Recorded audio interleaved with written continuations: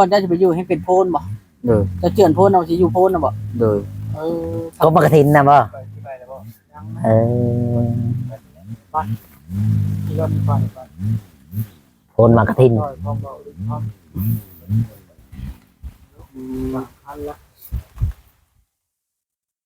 โพนมากระถินไปบ่ไปอันปีใหม่ไปลูกปืนบ่ได้ไปคันปลุกนี่เราให้ได้นี่ไปเด็กน้อยนอนบ่เต็มอิ่มต้องให้ลูกเราตื่นโดยเรายังไปได้น้ำอยู่หมู่เจ้าเด็ดเงินเขาบ่ได้มานะเอาอย่ามาได้ โดยเจ้าก็มีหมู่เพื่อนดิเขาว่าจะอยู่พอดี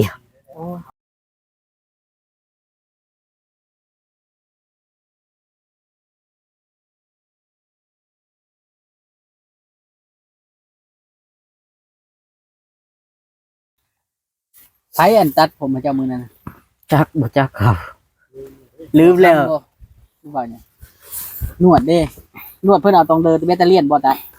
มื้อหน้าแล้วบอกเพิ่นเอามาตัดอีกมันปุ่งยาวไว้แห้งหนวดเจ้าเดี๋ยวนี้เริ่มจนสิได้มัดแค่กันละ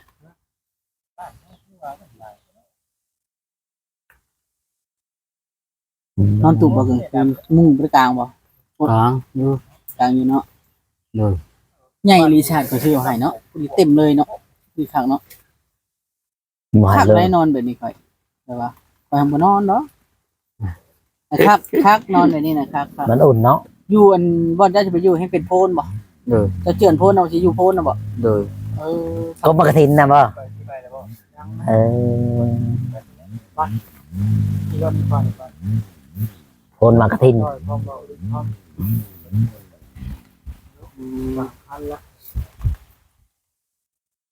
โพนมากระถินไปบ่ไปอันปีใหม่น่ะ ไป ลูกปืนบ่ได้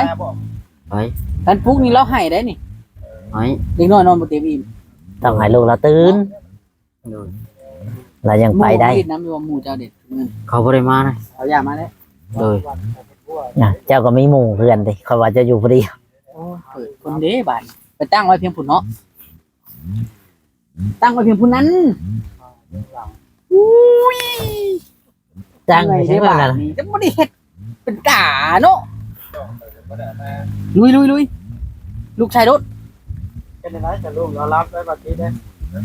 ไปพุ่นไปกบโดนคมเลยนอนน่ะบ่ เดี๋ยวก็รีถ่ายจบคลิปนี้ก่อนเดี๋ยวจังพาเราไปเด้อ ไม่ยากหรอกตามสบายเลย เอารถใหญ่เจ้าว่าไปนะ แม่นแล้ว ต้ ต้ อ อง ง ทายอยู่หันเลยเนาะ ต้องเอารถเบาจิตนำลง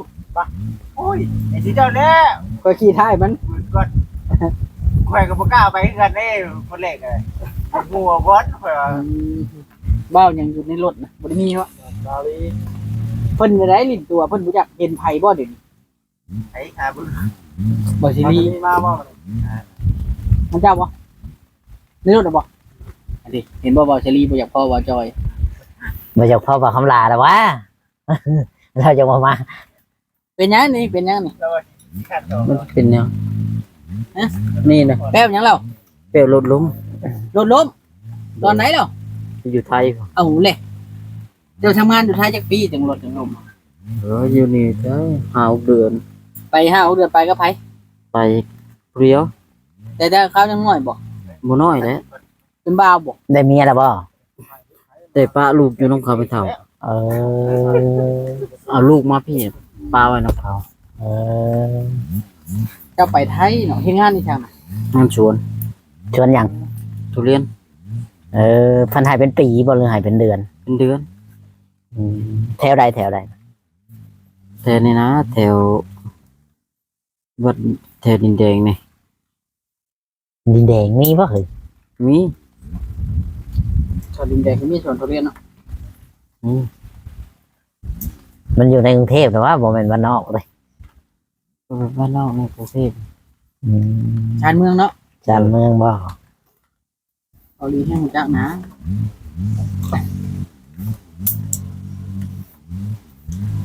กรุงเทพก็ซบเซาอะไรเดี๋ยวนี้ความเจริญเหือดหายไปเคยเบิ่งในคลิปว้ายพี่น้องเลยเนาะอยู่ตามอุ้มตามหยังไป แต่ข้าวตะกี้อุ้มลูกไปคำใส่นอนหันคอยจื้อแล้วได้แม่นบ่ โดย จะอยู่อุ้มใดแน่ตะกี้นะ เนี่ยอุ้มได้คือ หลาย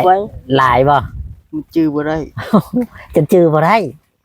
แบบว่า เพิ่นจะเพิ่นเอิ้นเฮาไปบ่หรือว่าเฮาไปเฮาเอง อื่นไง แบบว่าจะอุ้มลูกไปหั่นน่ะ เอาไป พาลูกย่างรอดแล้วก็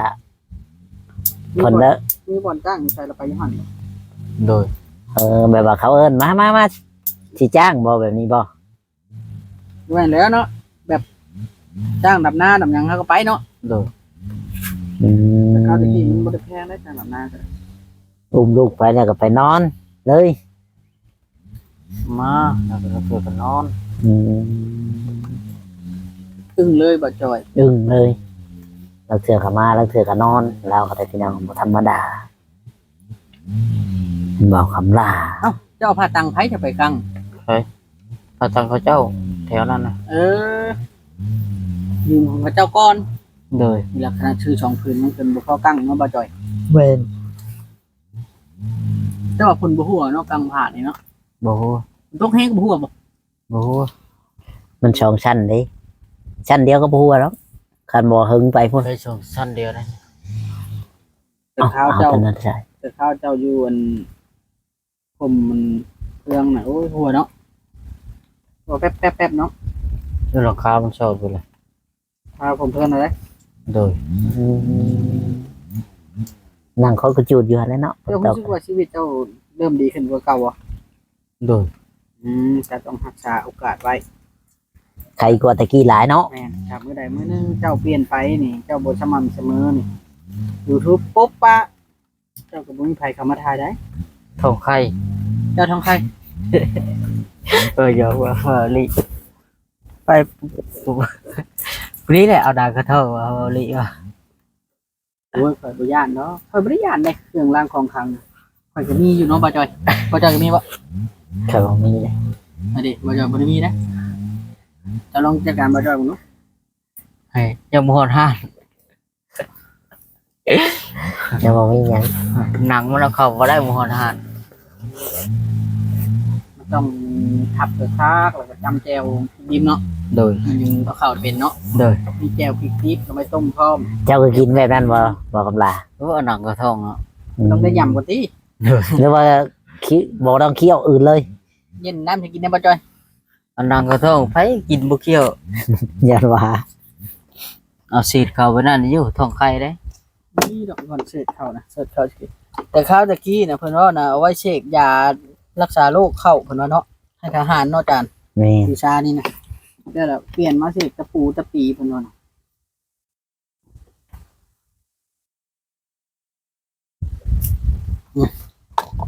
ขอบคุณอ้ายจักปีนั้นลูกจัน 3 แต่ว่าเราอยากได้กินนมเนาะ โดย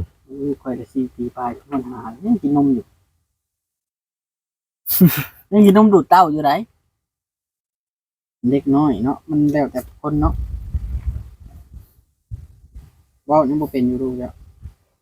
เจ้าเคยบ่เอานมเจ้าให้ลูกกินน่ะ เฮ้ย ฮะ ลูกบ่มีเอามาแต่ใช้อีก ยันว่าเวลามันให้เวลาบ่มีก็ให้มันเลย บ่เคยเลย อ๋อ ก็เสียสดก็จ้อยเนาะ มันบ่เป็นไปยิง ว้าวไปทั่วเนาะ ว่าหมอบางคนคอยเห็นไหน เจ้าเคยบ่จ้อย คอยบ่เคย เจ้ากันถามได้ แต่คอยเห็น เวลาเมียเขาบ่อยู่อะนะ เอาให้แบบใด เอาก็ให้มันดูดลงเบิ่ง บ่ได้ บ่จ้อย มันบ่มีขวัญ เจ้าเคยบ่จ้อย บ่คอยเห็นเขา เห็นไผเล่าไผสิเฮ็ดนางเจ้า คอยเห็นอยู่ แห้งบ่จ้อยไอ้สิเอานมให้ลูกดูดเป็นผู้ชาย ยันว่าบ่กำลา อุกเลยบ่เจ้าน่ะบ่เวลาเจอคำถามนี้ไปบ่จักน่าตอบบ่ บ่กำลางงเลยติ ถามมาจ้อยว่าอยู่มันเนาะอยู่มันบ่ ผู้ชายเอานมให้ลูกกินได้มีบ่มีบ่เคย อยู่มัน ยันว่าชื่อแบบนมปลอมอะนะให้ลูก เอาโอเคบาดนี้เบาลีสิได้จบคลิปได้บาดนี้ถึงเติบแล้วเบาลี อย่าเผาจบนะบอกว่ายังไม่ได้จบเนาะ จบเถียงเจ้ากับบ่พอจบ เดี๋ยวคอยเผาจบเบาก็บวัดก็ได้ฉันพอได้ชำกันนั่นแหละคอยกับบวัด จนนาที ฮะ 15 10 โอเคบาดนี้จังไดก็อยู่ดีไปแห้ง สบาย เท่าคำละสบายดีสู่ไป แนวใดมันดีเฮาก็เลือกที่จะเฮ็ดเอาแนวใดบ่ดีเฮาก็หลีกเลี่ยงมัน แม่น มันบ่มีหยังชนะความดีดอกคันความดีเฮาเฮ็ดสม่ำเสมอสุดท้ายมันก็เกื้อหนุนสร้างเฮา แม่น โอเคบัดนี้สบายดี สบายดี ใช้ไม้ขอจะได้ ใช่แล้ว แต่จำบ่ได้ ตัวแต่งเนี่ย เออ เราจักได้ไหมเบาลีไม้แตง ไม้แต่งเอาว่า เนี่ยนี่คือแตงเอาไม้นี่ก็ได้เป็นไง คือคำถามไม่ได้อยู่อีกแล้วจะจุกข่อยบ่ จุกแนวใด เออฮู้แล้ว มันจุกมันเอง จุกแนวใดเหรอว่าจะนะโอ้หน้าขาวอยู่บ่อีนี่เลย หน้าขาว อยู่เนาะ ระหว่างเบาลีกับเจ้าในไผหน้าขาวกัน กำลังมาเทียบข่อย บ่ว่าคำลา เรื่องข่าวนี่ก็ไปอีกแล้ว ถามมีบ่ไผสิย่องพื้นย่องผู้เจ้าเอ้ย เออ เดี๋ยวมาว่าก็ข่อยได้คำลาเจ้าคุณหนวดลายได้ไปบอกก็แทนวดก็บ่แทนวดข่อยสิแจ้งความเรื่องหนวดลายเจ้าแล้วหนวดคงไว้ก็นั้นพอทิด ถามมาบอส ชั้นขอสิจบคลิปก่อนเด้อ จบ จบได้บ่จบได้บ่ จบเลยนี่ข่อยยังบ่ได้จบบทพนจบเลย จบแล้ว เอาแล้ว อย่าจบอย่าจบ จบฉันเดี๋ยวค่อยถามว่าคำลากันน้อยหนึง นี่แต่ว่า เห็นหยังนะกินหยังนี่คือมาจิ้มแขวนี่นะ บ่คิดคือเฮ็ดให้อัพ ว่าคำลาหิวข้าวแล้ว กินแล้ว บ่อยากกินใหม่ยังบ่วันนี้คือเจ้าบ่ไปเก็บเห็ดนะคือก็เห็นหลาย ไหน เห็ดในต้นอันนี้นะนี่แหละต้นยาง เป็นเฮ็ดปีเบื่อบ่ บ่แล้วเห็ดมันเห็ดอย่างเห็ดมะหมากเห็ดแดงๆนะเจ้าเอิ้นเห็ดหยัง เฮ็ดหมาก เห็ดน้ำหมากคือกัน ถามแบบคล้ายแม่งนี่ ถามได้ไหม เคยเอานมให้ลูกกินบ่นมตัวเองอะนะ บ่เคย เป็นอะไรมีหัวบ่ ดมผู้ชายบ่แม่นดมผู้หญิงเนาะ คิดว่าเจ้าเคยเด้ จักบ่จอย เมื่อก่อนก็คิดว่าบ้า คิดว่าบ่าวคำลาเคยแบบว่าทำนมให้ลูกกินเวลามันให้อะนะแต่ก็บอกเคยเนาะตะกี้นั่นก็ซื้อนมกล่องบอกให้ลูกกิน ลูกเต้า แบบเขาชงเอาเองนี่เนาะ เออ เราก็ชงเอาเองแล้วก็ให้ลูกกินพี่น้องเลยถือว่าเลี้ยงลูกเป็นทั้งแม่ เป็นทั้งพ่อได้เลย ได้เฮ็ดบ่ เป็นทั้งพ่อเป็นทั้งแม่เบาคำลาเลี้ยงลูกเพื่อชิเติบโตใหญ่เนาะใช้เวลา จนแบบอันนั้นพอแล้วพี่น้องเลยถือว่าสุดยอดเลยบอกคำลาเก่งเลี้ยงลูกด้วยตัวเองได้พี่น้องเลยถึงกับลำบากแต่ก็ชูเนาะเคยคิดบอกว่าจะเอาลูกให้คนอื่นมาก่อนนะบอกว่าคำลาฮะ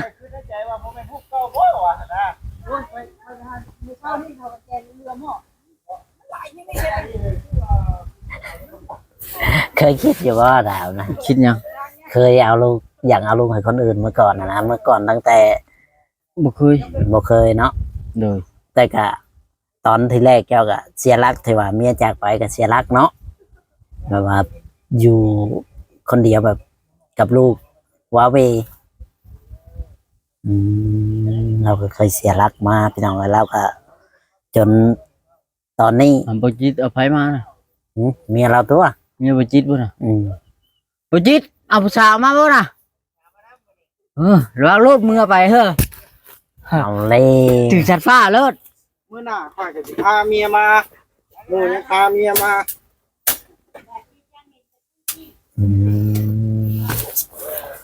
แล้วว่า คำลาสิพาไผสมาเลยค่ะ พาผู้สาวมาบื้นก็จะมาสู้จ้ะเอากะ เจ้าน่ะว่า เลย หน้าตาไปได้ละภาษาเจ้านะ nhưng mà ta sai mộtผู้สาว เอาใช่ว่าจะเอามาโชว์นะมาคำลาจะเอาภาษามาโชว์พี่น้องไอ้ช่วงถือว่าบ่ธรรมดาบ่คำลาก็ได้ นี่แหละชีวิตบ่คำลา อยู่กับลูก คือว่า ลูกก็นอนโซตอนนี้รอทาว่ามันตื่นเนาะคันว่าหาปลุกมันนี่มันงอแงตลอดบ่ลูกยังมันแอบเนาะมันนอนบ่เต็มตื่นชนหลายนอนนี่หึงเติบบ่ลูกยังนอนบ่ครึ่งชั่วโมง อ้วแล้ว บางเทื่อก็เป็นชั่วโมงพุ่นแล้วเนาะ นั่นคือ3 โมง 4 โมง นอนแต่จักโมงนะ3-4 โมง ซับนี้เลย เออคำว่านอนเต็มอิ่มมันก็สิบ่ให้มันก็สิบ่อันนั้นแอบส่วนหลายมีบ่เวลามันบ่สบายแต่มันแอบเจ้าแบบนั้นเนี่ยบ่มีแปลว่าเจ้าก็เลี้ยงลูกง่ายอยู่แปลว่าลูกบ่แอบบ่ซ้อนะ มันบ่ได้เคยไฟ แบบบ่เคยใครแล้วก็บ่เคยซ้อเนาะกันซ้อยามแบบเล็กๆน้อยๆนี่ก็มีอยู่เนาะ เด้อ มีแบบว่าเราซ้อเราแหละแบบขอโทษด้วยสิถาม มันเคยถามอยู่บ่ว่าแม่เฮาจังซั่นสิเคยถามบ่ บ่เคย บ่เคยจักเทื่อบ่ เด้อ ยันว่าถามว่ายันว่าเราเห็นแบบว่า เรามีแบบเห็นหมู่อะนะแม่อย่างฉันอย่างซี่ก็บ่เคยเนาะคันลูกถามแบบนั้นน่ะคือสิเฮาก็คือสิคิดอีกแบบหนึงเลยเนาะ เด้อ นี่แหละพี่น้องเอ้ยชีวิตเบาคำลาพี่น้องเอ้ยก็ถือว่าลำบากใจอยู่ได้พี่น้องเอ้ยการเลี้ยงลูกเพียงลำพังเป็นพ่อไม้เลี้ยงเดี่ยวพี่น้องเอ้ยก็ถือว่าเลี้ยงลูกมาในกะ2-3 ปีผ่านมาแล้วเรา สิไปดินไม้อยู่ อีกนาทีเดียวเย็น นี่แหละพี่น้องเอ้ยทางบ่าวคำลาสู่ชีวิตมาถ้าปัจจุบันจนลูก3 ปีพี่น้องเอ้ยเราก็ลูกเราก็สอเป็นบางอย่างอะไรพี่น้องเวลาเราตื่นนอนหรือว่าหยังนี่แหละพี่น้องเอ้ยเราอยากชอในน้อยนึงเนาะแต่ก็เฮาก็คอยบอกคอยช้อนเอาอะไรลูกตัวใดอันนั้นเฮาขานดื้อหลายเฮาก็บอกเอาให้เพิ่นอันนั้นฮู้จักช้อนแต่ยังน้อยนี่แหละคือพ่อแม่เฮาช้อนเฮานี่แหละคันไปดัดตอนใหญ่เนี่ยมันก็ดัดยากได้เด็กน้อยแม่นแล้ววะดัดตอนโตแล้วมันก็อยากบอกดึงดัดตอนยังน้อยเนี่ยก็บอกให้พังนี่แหละโอเคพี่น้องเอ้ยคลิปนี้ก็สิบ่มีหยังหลายถ้าผิดพลาดประการใดก็ขอโทษขออภัยนำเด้อพ่อแม่พี่น้อง FC เนาะทางบ่จอยก็มาอัปเดตบ่าวคำลาก็อยู่ที่กระต๊อบอยู่ที่ตูบแล้วคือเก่าพี่น้องเอ้ยเนาะนี่ก็ได้สวัสดีและสบายดี